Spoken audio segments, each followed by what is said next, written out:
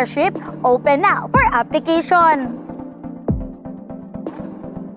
Alang sa kasayuran sa tanan, ang EBSO Saka Scholarship Program sa lokal nga panggamhanan sa Davao nga naghatag o accessible nga kalidad sa edukasyon alang sa mga underprivileged nga mga estudyante. Pinaagin ini gihatagan sila og patas nga oportunidad nga makabot ang ilang mga gustong kurso mangkatabang sa ilang mga pamilya ug makatampo sa kalamuan sa syudad. Busa unsa pa yung ginahulat, pwede na mo mag-apply gikan April 6 to 24 pinaagi sa eScholar app.